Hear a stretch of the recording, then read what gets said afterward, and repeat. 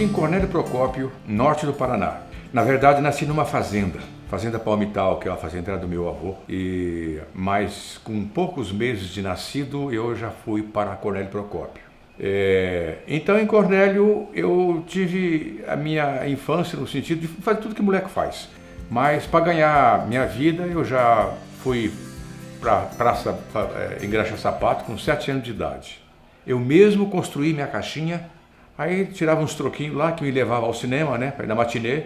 O sapato assim, eu pegava o pano e batia a sambinha no sapato. Quem não? Quem passou por isso sabe muito bem. Mas assim que eu criei um pouquinho mais de idade, eu fui trabalhar em tipografia, fui trabalhar em jornal, não com nada, mas simplesmente para limpar a chapa. Fui entregador de jornais e revistas. Então, se você pensar bem, eu sempre tive ligado à comunicação. E uma época eu fui trabalhar num bar. E o gerente da rádio todo dia ia lá nessa vitamina. Ele simpatizou comigo e me convidou para ir trabalhar na rádio dele. Falei, não sei fazer nada do que vocês fazem lá, porque que eu vou trabalhar na sua rádio. Mas ele insistiu tanto de que eu acabei indo. Fui ser sonoplasta. Durou muito pouco tempo, quando um dia eu estava fazendo a sonoplastia, num domingo à noite, quando foi 9 horas da noite, acabou meu horário e ele estava no estúdio. Ele estava cobrindo um locutor para quem ele deu gancho. E eu então, terminou meu horário, eu queria vir embora, ele disse, não, você não vai embora não, você vai falar aí para mim. Eu falei, mas como, Valdomiro? Eu não sei falar? Não. Você sabe falar assim. Eu preciso ir embora porque a minha mulher está lá sozinha com o Marcelinho. Marcelinho era filho dele. Apenas 3 meses de idade e eu preciso ir para lá. Você vai ficar aqui, você faz a locução até meia-noite. Não se preocupe que o encerramento está gravado. Você só vai falar o prefixo da rádio e a hora certa. Nada mais. Aí eu fui lá e falei de forma assustada, Cruzeiro do Sul. 9h25. Só música. Tá bom. É isso mesmo. Não fala mais nada além do que isso. Eu vou estar em casa te ouvindo. E ele, gostando ou não gostando, acabou me deixando para cobrir todas as folgas e gancho que o pessoal tinha, sabe?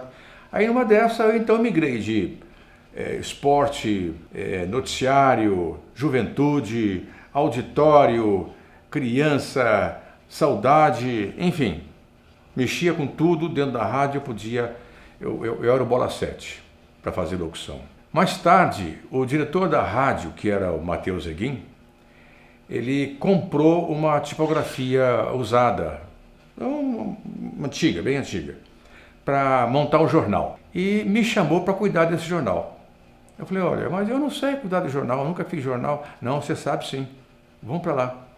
Aí eu peguei e fui. Foi difícil, porque um jornal feito na mão, um jornal semanário, feito na mão, colocar tipinho por tipinho, sabe? Fazer 8 páginas semanais nisso era bastante difícil. Esse jornal era a Gazeta de Cornélio. Eu, inquieto com tudo, eu então parti para São Paulo sozinho e fui comprar uma máquina linotipo para o jornal. Eu digo, mas não é possível. Nos dias de hoje o jornal ainda está sendo feito à mão. Tinha mais 3 jornais na cidade. Tinha a Cidade e tinha a Voz do Povo. Todos eles tinham linotipo. Nós não tínhamos. Achei um senhor que tinha comprado 30 máquinas linotipo do jornal Estado do Paraná e estava vendendo. Aí procurei por ele, combinei com ele, ele veio para a minha cidade, ver se realmente era aquilo, né, que eu tinha colocado para ele, e financiei então a máquina e ele mandou a máquina para mim. Foi uma festa quando essa máquina chegou, né? Uma faixa assim no caminhão, soltando fogos e tal, aquele negócio todo, maravilha. Em Cornélio Procópio, embora já tenha deixado a rádio, mas ainda gravava os comerciais da rádio. Já estava no jornal, mas ainda gravava comerciais da rádio. Ele preferia muito que eu fizesse isso. Então, aí dentro do jornal, eu não podia assinar o jornal, porque eu não tinha carteira. Eu então passei a estudar em Curitiba. Vou fazer Escola Superior de Comunicação em Curitiba, por 3 anos. Naquela época, o governo federal soltou um decreto de que quem estava no exercício da profissão por 12 meses ou 24 intercalados poderia ser registrado e poderia ter a sua carteira profissional. Carteira profissional não, carteira de jornalista. Aí então me identifiquei, comprovei o meu tempo de serviço ganhei minha carteira de jornalista e não voltei mais para a faculdade. Aí então passei a assinar o jornal. Eu já era o diretor responsável do jornal, Gazeta de Cornélio. Passado um bom tempo, como o jornal vive de anúncios e também de anúncio do setor público, não tive mais essa facilidade. Eu então deixei o jornal e fui embora para Londrina. Como em Cornélio Procópio, eu gravava muito comerciais, a rádio gostava muito que eu gravasse os comerciais, embora nenhum deles pudesse me justificar, me pagar, eu fui para Londrina. Ah, rapaz, chego em Londrina, eu fui bem prestigiado. Reconheceram a minha fala. Então, antes disso, quando cheguei em Londrina, eu fui trabalhar na Abril Cultural. Trabalhei um tempinho na Abril Cultural e todo dia eu passava em frente à televisão. Aí eu lembrei, poxa vida, eu sou locutor, eu também falo. Eu vou pedir aí, quem sabe não esteja precisando. Pois estava.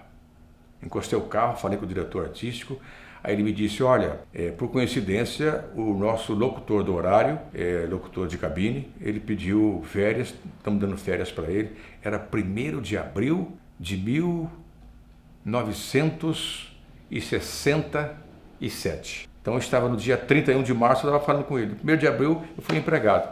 Ele fez um teste comigo na hora lá e tal, falava, muito bom. Aí então eu peguei o horário nobre para ser locutor. E nessa época, me lembro muito bem que era programação Tupi, a voz de cabine é que dava todo o comercial. A gente ficava na cabine, tinha um monitor e um cardex, um fichário, que você então acompanhava pelo monitor, pelo slide, e você então fazia a locução. Marta Maria, minha amiga, trabalhava nessa televisão, era ela que fazia os comerciais. Os comerciais gravados para essa televisão eram muito poucos, porque os recursos também eram poucos. Então era muito difícil fazer um VT, por exemplo. E mesmo porque o próprio cliente não podia pagar os custos de produção de um videotape. Eu então fazia essa locução, Marta Maria tinha essa preferência. Aí a televisão, os proprietários dessa televisão conseguiram a concessão da televisão Coroados. Conseguiram a concessão de um outro canal, Família Martinez. Então saímos da Coroados e fomos para a TV Tropical. Na TV Tropical, a mesma coisa, eu gravando produção comercial, eu já fazia produção daí junto com a Marta e fazia jornal na televisão. Naquele tempo, nesse canal, a nossa TV era a programação Bandeirantes. E tinha então 3 boletins ao iniciar a noite, até o final da noite, e eu que fazia esses boletins. Mas o principal era fazer produção comercial junto com a Marta. A gente trabalhou isso por um bom tempo, a Marta veio para Campo Grande, passado um ano ela me chamou. Isso foi em 1981, já estavam aqui José Augusto Viegas, que fazia esporte na TV Morena, já estava aqui Marta Maria, veio depois o Pedro Silva e eu cheguei em 81. A TV Campo Grande, hoje SBT, tinha acabado de ser inaugurada, então precisava muito de profissionais, mão de obra que ela não conseguia aqui. Então eu vim para ajudar a Marta Maria a fazer produção, televisão nova, todo mundo queria anunciar, e então ajudava a fazer produção e também fazia o jornal à noite. Esse tempo que nós ficamos lá fazendo produção, me lembro muito bem que todo mundo na cidade queria anunciar na TV Campo Grande porque era coisa nova. A TV Campo Grande não tinha programação de rede. Tanto é que hoje, quando eu falo TV Campo Grande, pouca gente sabe que é o SBT, e não se fala mais. Ela não tinha rede. Ela trabalhava com produção própria, fazendo produção de programa infantil, de programa social, de programa sertanejo, aí comprava um programa de fora da TV Record, outro da TV Bandeirantes, outro da TVS, que o SBT então era a TVS, e o grande gancho era o Silvio Santos. Essa programação chegava aqui através de fita, de videotape, e vinham para o transporte, ou então a gente pegava a transmissão lá na torre da Embratel, levava a fita lá para receber a transmissão via Embratel, para poder ter essa programação em tempo mais hábil. Então essa programação toda feita aqui mesmo dependia muito de profissionais. Marcos Mendes era um deles, que fazia produção local. No jornal eu me lembro que a então TVS queria se transformar em rede e chamou todo mundo de suas afiliadas em São Paulo para conversar sobre a rede. Eu estive lá representando a TV Campo Grande, na Vila Guilherme, e então ele falava de que os jornais locais deviam ter uma identificação por região brasileira. Nós estávamos no Centro-Oeste, o meu jornal, o jornal que eu fazia era Noticentro, ou seja, Notícias do Centro-Oeste. E uma coisa inédita que eu nunca tinha visto em lugar nenhum, fomos obrigados a fazer isso, é o apresentador de jornal trabalhar de uniforme. Eu tinha um paletó, um blazer, né, de cetim, com o emblema do Noticentro no bolsinho. E a marca do jornal era uma tapadeira, tinha um tubo de imagem, dessa de televisão, qualquer uma, colocado atrás, tinha então com o emblema do Noticentro. O meu jaleco era de cor caque, e do Pedro Silva, que fazia em seguidinha de mim, fazia o esporte, era azul. Mais tarde é que então apareceu o SBT, que a TVS se transformou em SBT. Eu mais tarde então me enfadei com tudo que eu estava fazendo. Eu queria fazer uma outra coisa. Aí um amigo meu, de agência de publicidade, me convidou: Taíde, você não quer tocar um jornal comigo? Eu digo: puxa vida, já mexi com o jornal uma vez, é muito trabalhoso. Não, vamos e tal, eu vou arrendar o Jornal da Manhã. Eu vou arrendar o jornal e tal, PPP. Eu falei: não sei, vamos ver. E esse alguém é o saudoso Marcão da Arte Traço. Eu então entrei com ele, arrendamos o Jornal da Manhã e nossa senhora, foi muito trabalho, muito trabalho. É como uma padaria, funcionando 24 horas por dia. Tinha em torno de 21, 23 funcionários, 13 departamentos, uma frota de 7 veículos. Era difícil, eu tocava tudo aquilo.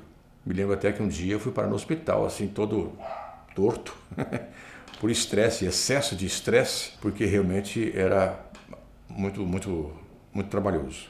Fiquei nesse jornal um bom tempo. Não esqueci da locução, que enquanto eu estava lá, as agências de publicidade, acostumadas comigo, que eu trabalhava na televisão, iam então me buscar para gravar comerciais. Então eu ia para as produtoras para gravar comerciais. Essa é uma das boas coisas que Campo Grande me traz. É ter chegado aqui quando ela tinha acabado de ser capital. Eu queria morar numa cidade grande, eu queria morar numa capital. Então ela me acolheu muito bem como profissional. Eu então deixei o jornal.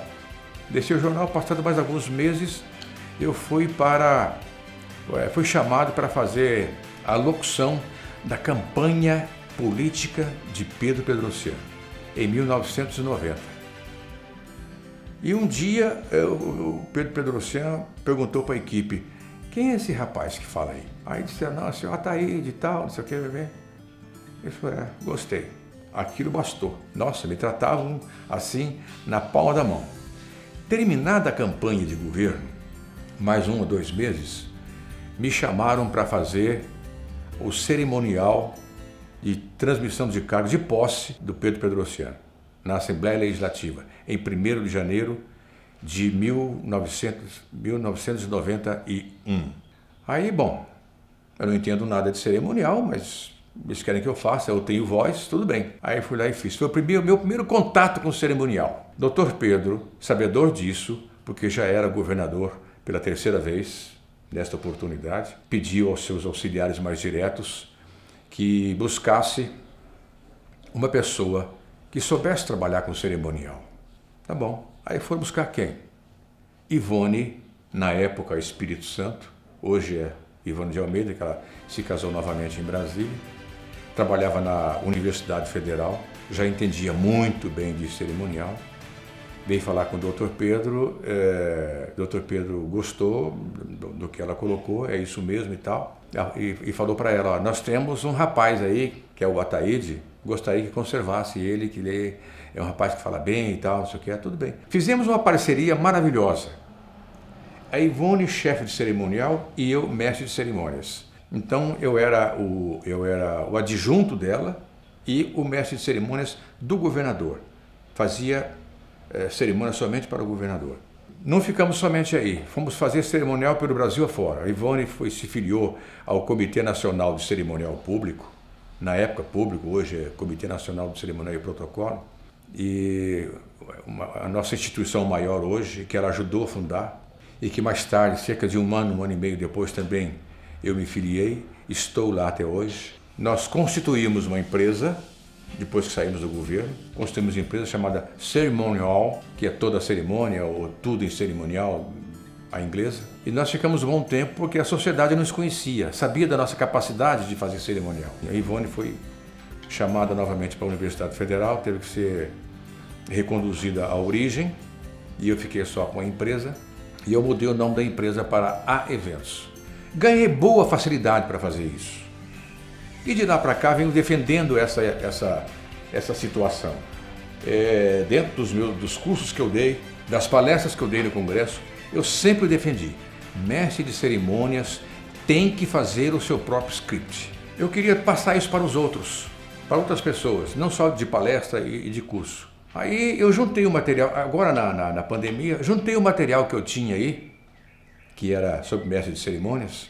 Eu dei com vários títulos, juntei todo esse material, falei assim, olha, isso aqui dá um livro. Mas eu não vou fazer não, porque livro tem que pagar e tal, eu não tenho dinheiro para isso. Até que o meu companheiro de trabalho, Zito Ferrari, ele falou assim, Ataíde, você tem que publicar esse livro, porque muita coisa que os outros não sabem. Você sabe, os outros não sabem.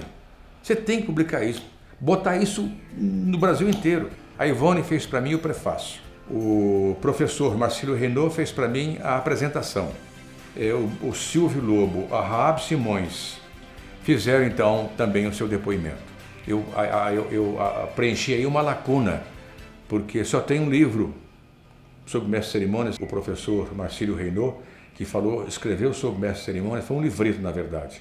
Fui feliz em arrumar esse título, porque a gente em cima do púlpito, numa tribuna, o que a gente fala? Com a palavra, fulano de tal. Com a palavra, fulano de tal. Aí eu quis colocar com a palavra, o anunciador da palavra, o mestre de cerimônias. Me sinto, portanto, um cerimonialista, mestre de cerimônias totalmente realizado. Muito bem, são 30 anos de profissão. Me sinto hoje orgulhoso para dizer isso. Certamente que eu aprendi isso dentro de Campo Grande. Eu tive a oportunidade de alcançar tudo isso dentro de Campo Grande.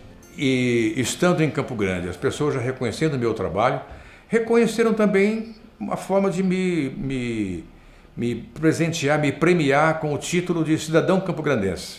Não sei se são raras pessoas que têm o título, mas como eu vim de fora e prestando serviço aqui, ganhando Campo Grande como berço, eu então ganhei o título de cidadão campograndense, que é algo que me deixa muito honrado também.